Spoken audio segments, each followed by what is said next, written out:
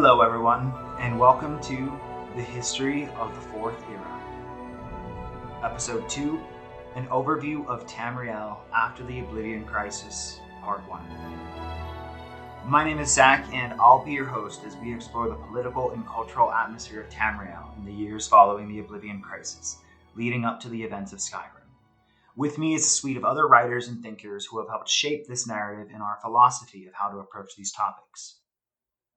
Each episode we will explore the provinces and their happenings, starting from the aftermath of the Oblivion Crisis and moving forwards. Today we're going to be talking about what kind of a world the survivors of the Oblivion Crisis found themselves in, and what sort of problems we're going to see moving forwards because of it. We'll take a look at the provinces, see what sort of troubles each part of Tamriel had to contend with, and then we'll look at the imperial bureaucracy and army in each place following this disaster. And that's right, I said part 1 in the introduction. In writing this script originally, we realized we had a ton of material to pack in, so we're going to divide it up into multiple episodes.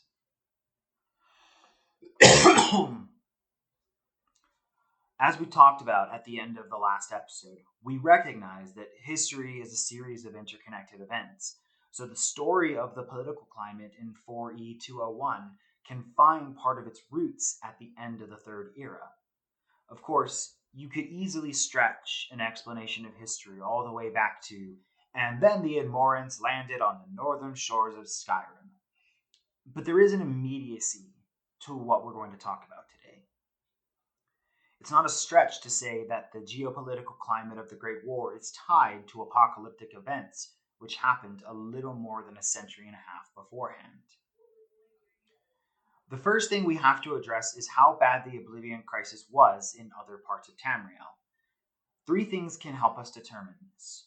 1, the Oblivion Gates were opened by the Mythic Dawn. And 2, Mehrunes Dagon is the Prince of Revolutions. We can therefore assume that a lot of the chaos a place saw during the Oblivion Crisis is connected with the amount of Daedra worship there, as well as the province's overall importance to the integrity of the empire. It's likely then that Cyrodiil was the hardest hit province. Even if there are more Daedra worshippers in other parts of Tamriel, Cyrodiil is the heartland of the empire. What better way to topple a ruler than to strike directly at their heart? The last thing we have to think about is how much infrastructure a place had in the first place to combat the Daedra. It doesn't matter if only a couple of gates opened in your province compared to the dozens seen in Cyrodiil. If you don't have the manpower to fight those couple of gates, aren't you going to be doomed nonetheless? For this overview, we'll start with the most relevant provinces to our story moving forward and backtrack to the other areas. We'll then talk about the state of imperial infrastructure in the years leading up to and following the Oblivion Crisis. Between these 2 story arcs, it'll make sense that Tamriel was the closest it had been to complete chaos in millennia. The first province that we'll start with is Alinor. It only made sense to have the Summerset Isles first, seeing as how it is the birthplace of the Empire's main enemy of almost 2 centuries, the Thalmor. In some sense, it was the perfect storm and the ideal place for Mehrunes Dagon to strike outside of Cyrodiil. The Isles had been a rising hotbed of Daedra worship in the years leading up to the Oblivion Crisis. It had always been home for powerful mages, and it would only take a handful of young, xenophobic nationalists to take up this mantle and conspire with the Prince of Revolutions. Furthermore, Alinor had never been a well-integrated province. Like Morrowind, there was an entire block of the elite that lived through Tiber Septim's conquest, and unlike the East, their memories of the war were a lot more painful. An apocalyptic death machine doesn't fade from the national conscious very easily. The Empire knew this, but it just couldn't contribute that much to govern it. The Isles aren't really known for exporting goods to the mainland, so the endeavor was always going to be a financial burden.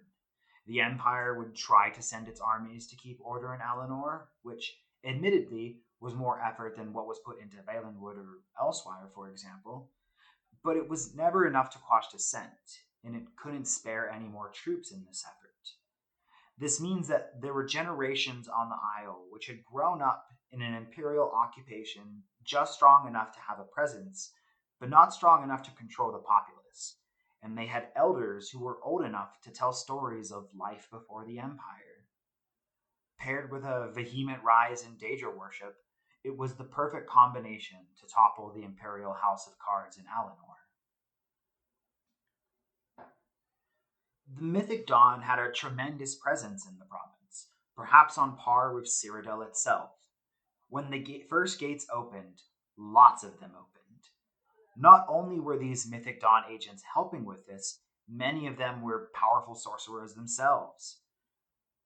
Within days, much of Dusk and the Lilandril had been destroyed, and Cloudrest was under siege. Smaller villages were massacred, leaving a plethora of refugees who fled to the Crystal Tower for safety.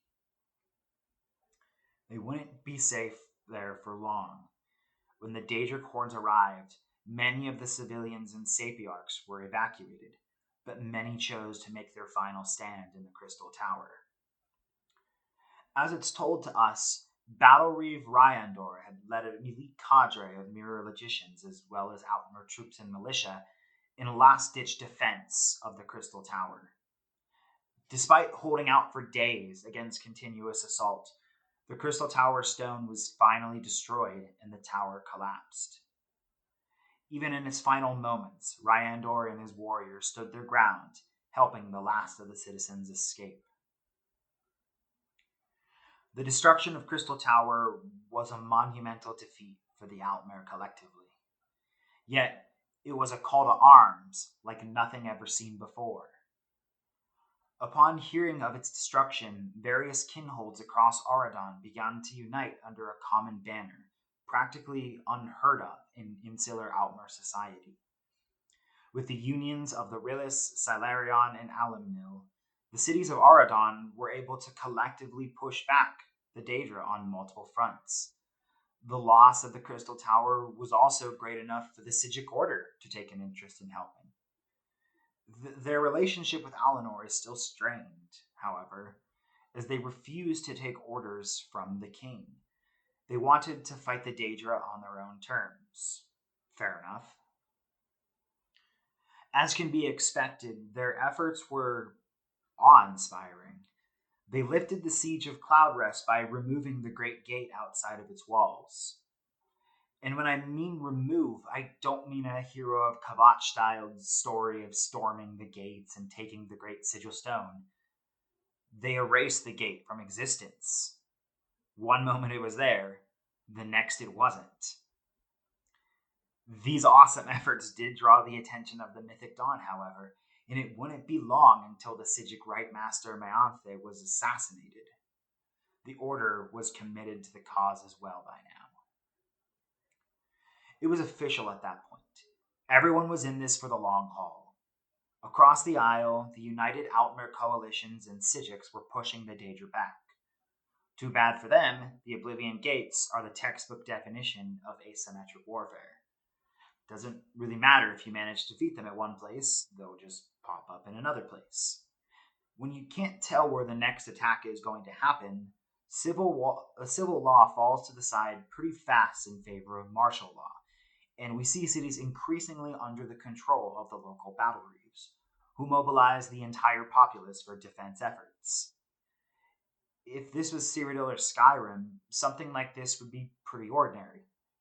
It stands out as unique for the Alinor, however, in that the Altmer have considerable pride in their separation of military and government. The fact that the High Elves were willing to surrender their notion of culture for pragmatism shows a trend that we're going to see moving forwards: the evolution of Altmer nationalism and militarism.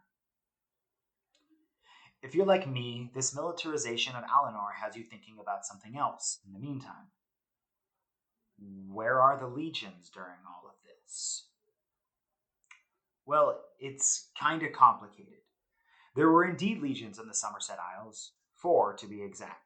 The 29th, based out of Firsthold, was recalled to Cyrodiil for the defense of Anvil in the onset of the Oblivion Crisis. 3 days after leaving, a gate opened outside of Firsthold. This is a trend that we'll see throughout these coming episodes. Because the Oblivion Crisis started in Cyrodiil, the Imperial City thought that the event was only going to be in Cyrodiil. So they lowered their guard and, against the judgment of Okato, requested reinforcements from around the Empire, only to have those regions devastated within weeks of the armies leaving. Back in the Isle, the armies are struggling to coordinate with local officials and are generally in a bad position to help. It's a persistent theme during the crisis. When dusk and Lilandril fall, the 43rd Legion took heavy casualties in their initial defense and their withdrawal. Even when they had regrouped at Crystal Tower with the remaining Altmer, they weren't permitted to step foot on its premises. You would think that an apocalypse would erode people's prejudices, but the High Elves are a stubborn lot. Further south, the 44th was trapped with the rest of Cloudrest in the siege. The 21st garrison at Alinor was intact and healthy, but it was far away from the main theater of action in the heartland of the island, and it took several weeks for them to fight their way north. By the time they arrived, the Crystal Tower was already destroyed. So for those of you at home keeping tabs on what's happening, we've got 4 theoretical legions in Alinor for the crisis. One's away fighting in Anvil, one's trapped in Cloudrest, one's been decimated in battle so far, and one's too far away to do anything during the onset. A real wrong place at the wrong time, am I right? But from this standpoint, though, it makes sense that the Thalmor had some footing in the aftermath of the crisis. The Imperial occupation already wasn't liked, and when you needed the Empire's support the most, it basically wasn't there until you had gotten together your own army to fight back. By that point, it was too late for the legions to be adequate. Even though it isn't the army's fault that the gates opened where they did, the Altmer saw the Empire as an ineffective force. You could argue that the destruction of Crystal Tower just made people start playing the blame game. But at that point, the Empire was too perfect of a scapegoat. Given some cities like Lilandril and Cloudrest had better opinions of the armies, considering that the legions were stationed there and had fought endlessly against the Daedra. But by the time that the Battle Reeves had mobilized their own armies and were preparing counterattacks, communication between the legions and the populace were effectively severed. So by the time the crisis is well underway, you've got 3 independent groups fighting the Daedra and Alinor. The local Battle Reeves, the Legions, and the Sijiks. These 3 groups continue to play whack-a-mole with the Daedra, and the political division this has created will continue to resonate even after Martin Septim's sacrifice to end the crisis. I think this is where we'll leave the Summerset Isles for now. A rising nationalist, militaristic fervor amongst the Altmer, and a disorganized imperial bureaucracy and army whom the populace has lost all faith in for defending the province. Don't see how this could go bad in the near future. Our next province of interest is Morrowind. Although its government doesn't concern us much by the events of Skyrim, the Red Year does. Although the disastrous effects of Red Mountain's eruption could be seen physically in Morrowind, its effects on Tamriel's climate were global. Furthermore, in the second half of this coming century, the Mede Empire is going to try to reclaim the province, only to find it drastically different from the hellscape they left it in decades before. The rise of House Redoran and the new temple will have profound effects on the entirety of Eastern Tamriel's history for years to come. The last time we really checked in with the Far East was in the events of Morrowind, with our reincarnate hero the Nerevarine defeating Dagothar and heading off to Akavir. We don't really hear much about it, even during the events of Oblivion, but we can be assured that it must have been chaotic. After all, 2 out of the 3 living gods were dead, Vivek disappeared, the Empire is still pretty hated, and political intrigue is rampant in Mournhold. It certainly doesn't help that the province was emerging from its own internal civil war at the onset of the Oblivion Crisis. By the time the Nerevarine departed, King Helseth was in a position of unprecedented power, having assassinated many of his political rivals and forming alliances with the rest. The Empire's hold on Morrowind grew ever stronger under the influence of the new Knight of the Imperial Dragon, Julius Castellus, and House Halau further entrenched itself in a position of influence. They sought to ban slavery once and for all, providing the final spark for the conservative parties to go to war. Among those siding with Helseth was House Dress. Hold on. That sounds way too weird to be true. But maybe it makes sense. House Dress is, after all, symbolic of the old Chimer values. A Chimer value more important than slavery is flexibility and pragmatism. At least, this is how Lady Valdamia Dress saw it. Whether Morrowind liked it or not, it was going through a period of rapid change. The reclamations were an invitation to the Dunmer's distant past of Daedra worship. As head of House Dress, Valdamia saw an opportunity to finally overpower Indoril as the dominant authority in the new temple. It's one of those, you're so conservative you're willing to help the progressives to defeat the slightly less conservatives, meanwhile not overanalyzing how you ended up on the same side of the fence as the progressives sort of debacles. It was a sort of business transaction for Valdamia. Giving up slave labor for control of the temple and its various assets, House Dress was poised to come out on top, even if it lost a little in the beginning. As long as House Halau stuck to their end of the bargain and let Dress govern its own affairs without imperial overwatch. This isn't to say that the House Council was completely okay with the deal. Many were still suspicious that the Empire would double-cross them, but it was a risk for another time. That being said, Halau and Dress became entrenched in a house war of assassinations and riots with Redoran and Indoril. And as you would likely expect from a Dunmer war, there were no open battles or conflicts. This civil war was one fought behind the scenes, like a political calculus. By the time the conservative houses were ready to fight, the war was already lost. The Empire had become an even bigger influence in Mournhold. Halau was supreme amongst the great houses, and Dress gained control of the new temple and its collective assets. By the time of the Oblivion Crisis, Morrowind was still in a state of flux and trying to adjust to this new, strange norm. Like the Summerset Isles, Morrowind was also seeing its own rise in Daedra worship. This one makes a little bit more sense, though, as Daedra worship had returned as part of the official religion. The House of Troubles, while technically preached by Saint Beloth as a bad thing, it was really only emphasized by the Living Tribunal. In a religion where the technical difference between good and bad Daedra is pretty slim, in a society where the new status quo sucks for a lot of people, what's not to prevent cultists from turning to Mehrunes Dagon? In the years prior to the Oblivion Crisis, Morrowind saw massive growth for the Mythic Dawn. What started as small congregations in the sewers of Vivec City and Mournholm became powerful communities across the whole province. When the crisis began, it began in force.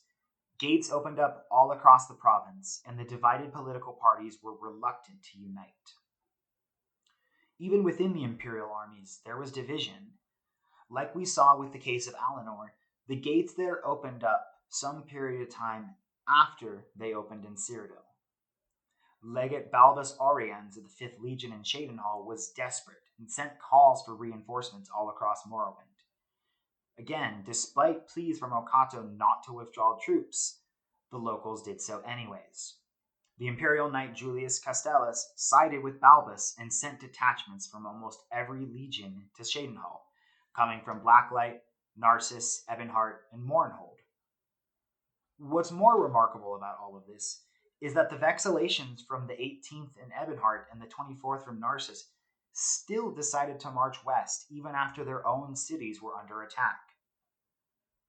The Oblivion gates outside of Blacklight and Mournhold had opened up a couple of weeks after their detachments left, so you can't blame them too much. They were already on their way out.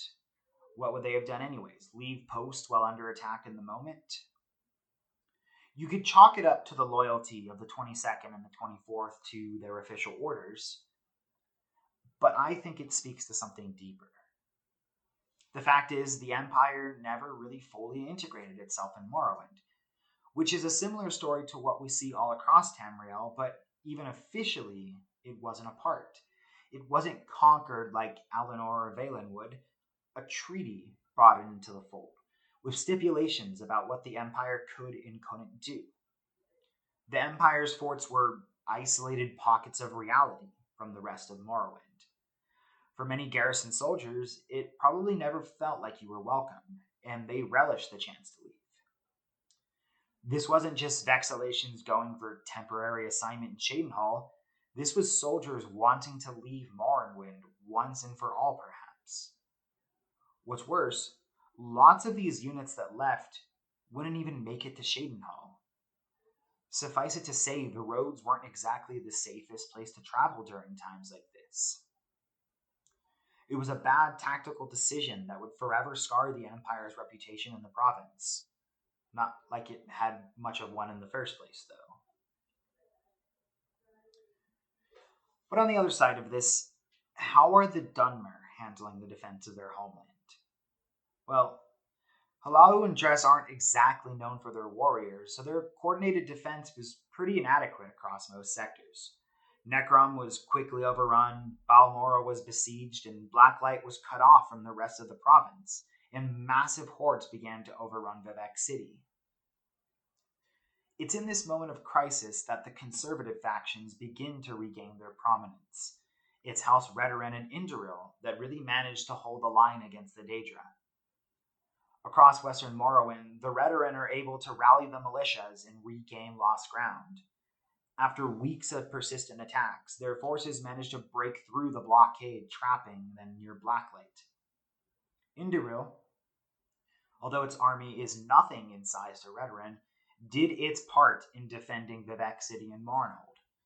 The Daedra still managed to destroy the Foreign Quarter, sack High Fane, and destroy many of the other cantons, but their horde was pushed back by the Ordinators.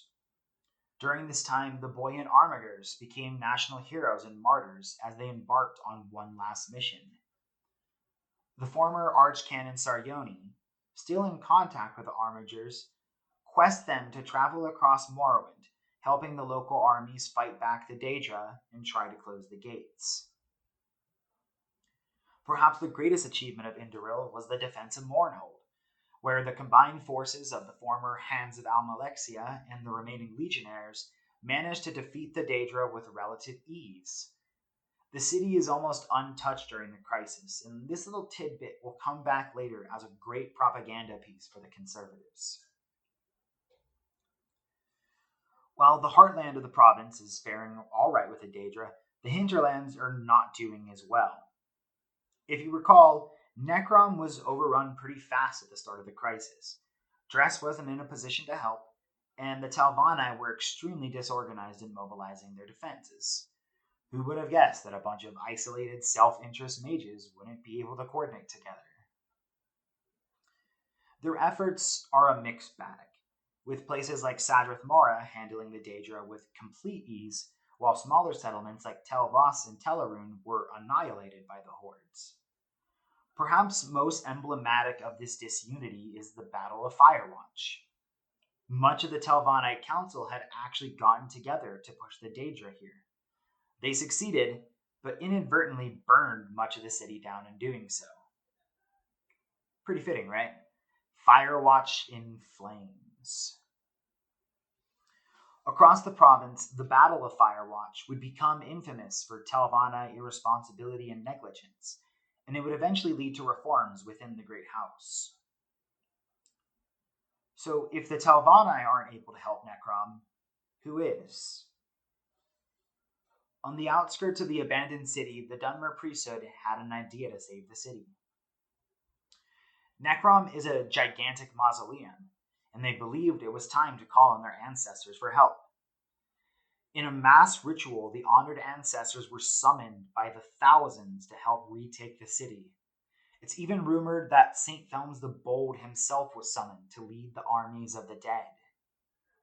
They succeeded in defeating the Daedra and retaking the city, but at a devastating cost.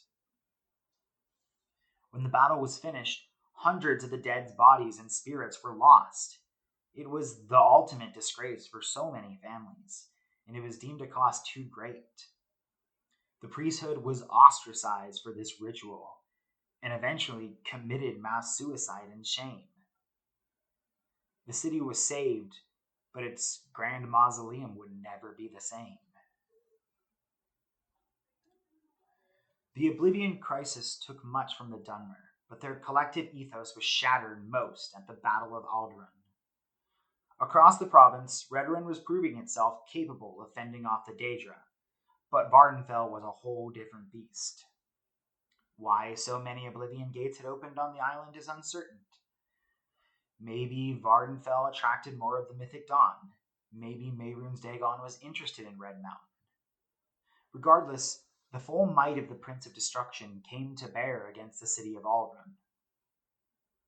When the first Great Gate opened, the remnants of the 22nd Legion in Fort Buckmoth made no attempt to sally the attackers from their position. They hunkered down in their fort and were relatively safe from the hordes. The residents of Ald'ruhn, however, weren't so fortunate.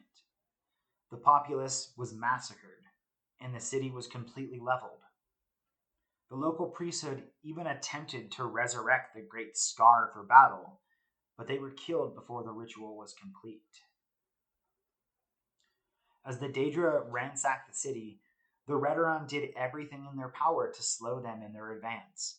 Most notable were house heroes Ardas, Lervo, and Vayne Redoran, local commanders from Mardan who rushed south as quick as possible with what little troops were at their disposal. Their heroism was legendary. They pushed time and time again into the Great Gate, slaying entire armies of Dremora as they tried to reach the Great Sigil Stone, but to no success. When the majority of their cadre had been killed, they withdrew out of the Great Gate and tried to evacuate what few of the populace remained. What few survivors there were fled north to Mardan as Ardas and Vayne led the hordes back.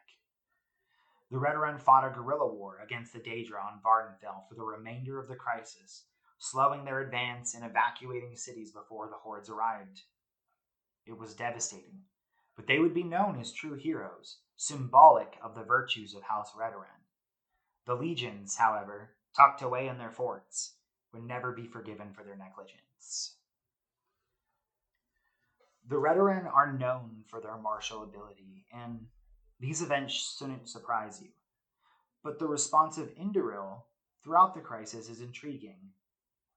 If you recall, they're not in charge of the new temple anymore, but they still held a lot of sway over it. Just because the tribunal are gone doesn't mean every semblance of their worship vanished. The Hands of Almalexia are some of the most powerful warriors in Tamriel, and you just expect them to disband once Almalexia is killed? Same with the Armigers. These institutions wouldn't just disappear once the tribunal is gone. It says something too that Sarjoni, despite not being in an official position, still has the clout to direct the Armigers on a quest. As Morrowind devolves into Crisis after the events of Oblivion, this difference between the de jure power of Halau and Dress and the de facto power of Redoran and Indoril will become critical as the province moves forward. I think this is where we'll leave Morrowind for now. A devastated province that was effectively abandoned by the Empire, and a political house of cards that won't take much to collapse in the coming years, all with a conservative counterculture ready to take the reins. The last province we're going to talk about in this episode is Black Marsh. As you would have likely expected, this is going to be a weird one. How the Oblivion Crisis went down in Black Marsh is like nowhere else in Tamriel.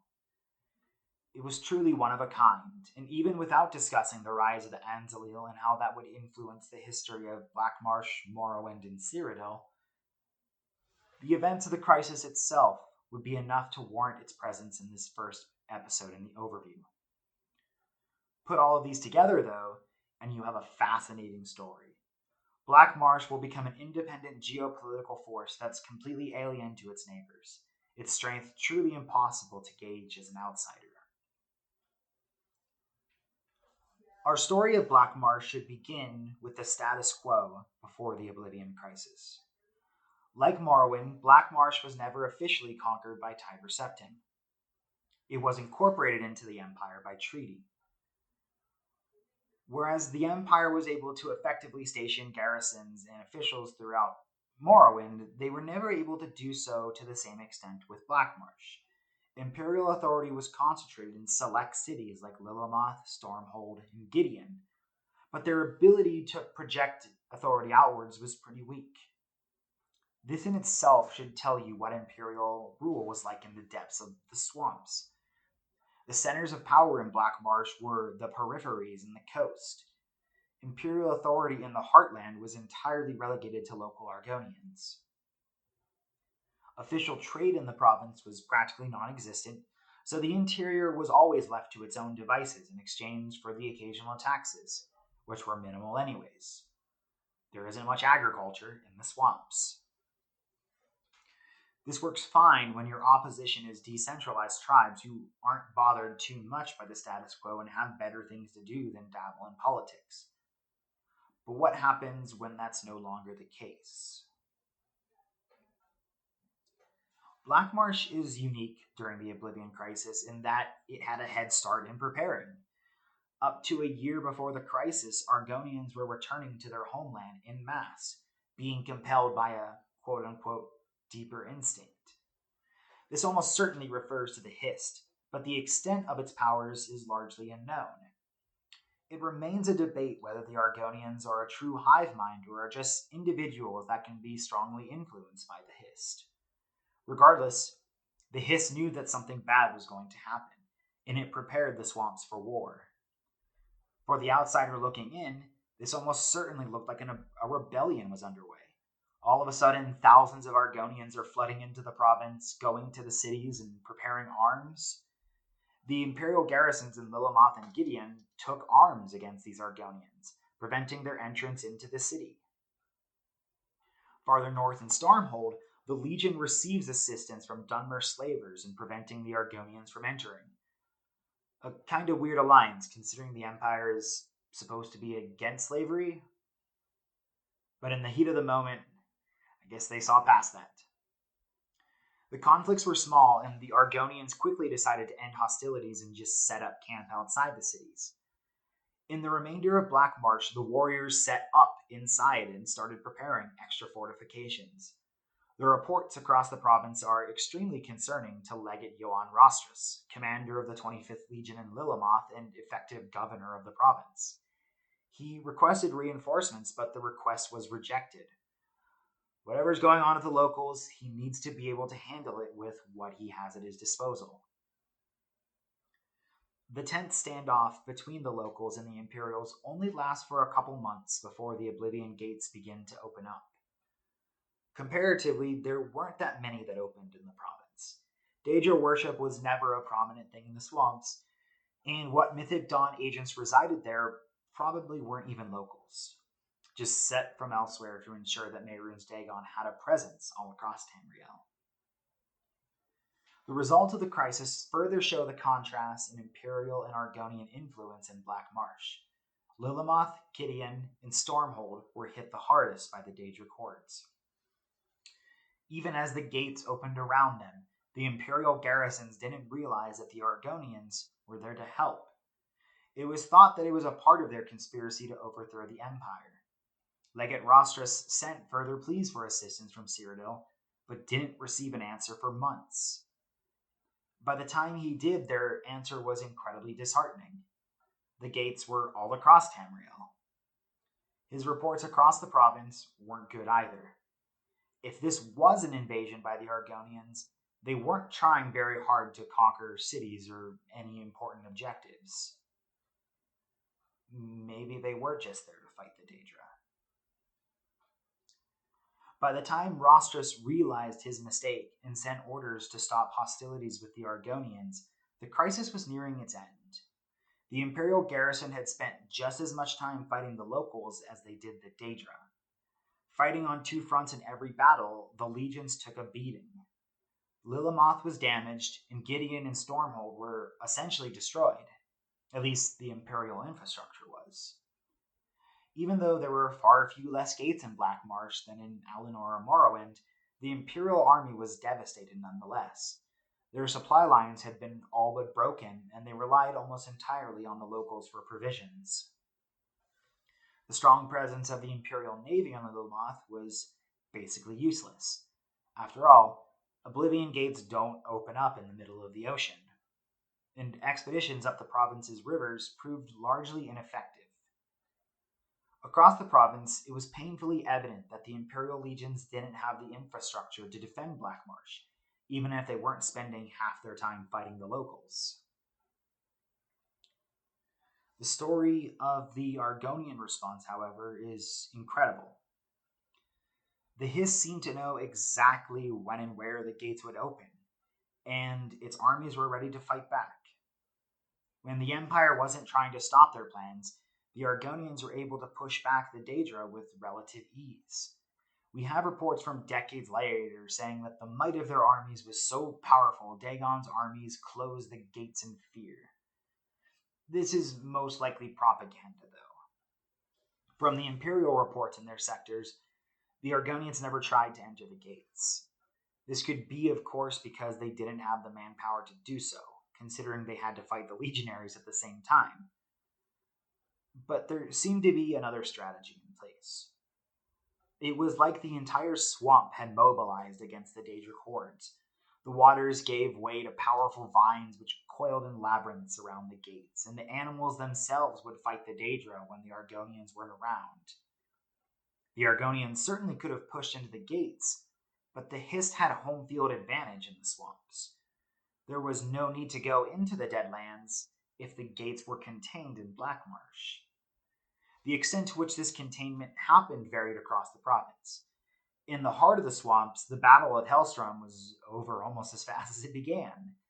The trees and fauna had constricted the gates so much that only a trickle of Daedra sprung from it, those being swiftly defeated by the Argonians. Similarly, in Blackrose and Soule Rest, the locals were able to decisively contain the hordes. In the more imperialized sectors, this containment never happened, and the armies of Mehrunes Dagon poured out, and bringing destruction with them. The smaller tribes stood no chance against these hordes, and many of them assimilated into larger groups, becoming the tribal foundation of what would eventually become the Anzalil. The seeds are sown for Black Marsh's secession from the Empire, but I think that's where we'll leave it for now. The contrast between local power and imperial authority is made rather obvious with their successes and failures during the crisis. The legions suffer massive losses in preventing what chunks of Black Marsh they had influence in, while the Argonians quite successfully defeat the Daedra on all fronts. With so many Argonians back in their homeland, power begins coalescing in the hands of fewer but more powerful tribes, and the actions of the Imperial garrisons are enough in themselves to warrant a revolution by the locals. So overall, we've touched on a lot of events in this episode. Despite having traveled all across Tamriel to see how people fared in the Oblivion Crisis, we see prevalent trends in each area. When a literal apocalypse hits everywhere at once, it exposes the faults in the underlying system. Everyone is forced to fend for themselves, bringing out nationalist tendencies as they compensate for what the central authority is lacking at that moment. Whether it's militaristic Altmer generals, conservative Dunmer traditionalists, or decentralized Argonian tribes banding together, they arise to fill the power vacuum which will inevitably come. Could the Empire have done more to prevent things like this from happening? Technically, yes, but no one, except the Hist, saw this crisis coming. How the Empire fared in the provinces reveals the holes in their governing strategy in each. They thought that they could govern Alinor by keeping its political culture divided so that they couldn't actively coordinate against a common foe. They didn't necessarily hate each other, but they were all too preoccupied with their own affairs. Conversely, they thought they could govern Morrowind by propping up one of its political actors and letting them rule through cunning and guile. They all hated each other, and they would take it out amongst themselves. Lastly, they thought they could govern Black Marsh because they genuinely believed no serious politics could emerge from the swamps. If they couldn't rule there, then no one could. The fallout of the Oblivion Crisis will lead each of these provinces to their own unique destiny, but their destinies all share one thing in common. They won't be part of the Empire for much longer. So, join us in 2 weeks as we explore the other provinces and how the Oblivion Crisis impacted them. Their political destinies may not be as revolutionary as those we talked about today, but they will still impact the cohesion of the Empire as a whole. It'll be a case of the good, the bad, and the ugly. The good, Skyrim and High Rock fared pretty well in the Oblivion Crisis. They were well defended with a strong Imperial infrastructure. They'll still cause problems for the Empire, but because, conversely, they're such in good shape. Their armies will be able to easily spread their influence, giving rise to some of the first proto-warlords that will plague Cyrodiil in the coming decades. The clash between the de jure power of Cyrodiil and the de facto power of Skyrim and High Rock after the Crisis will define the Empire for centuries to come.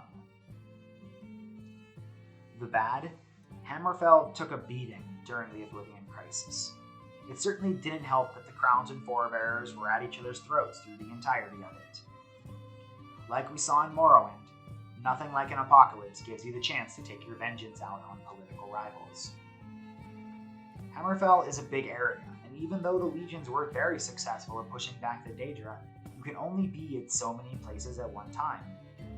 It's only exacerbated by the fact that the garrisons there have largely taken on an identity of this land, and they are invested in its political future as well.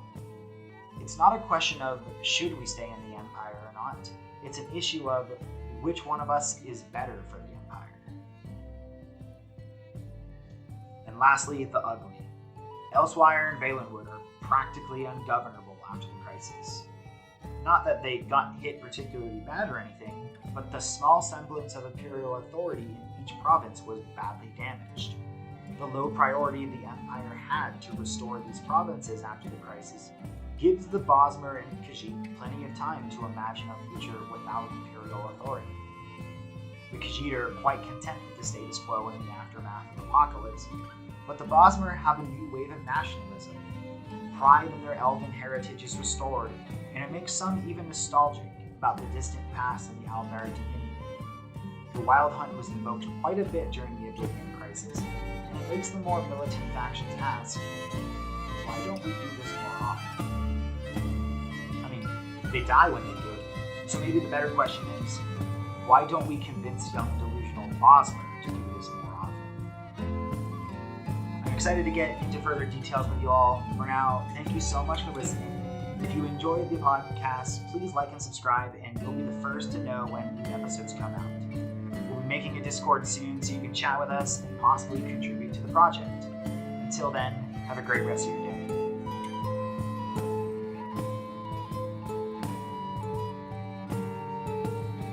Our background image for this episode was made from the artwork by Erikshoemaker on Deviantart.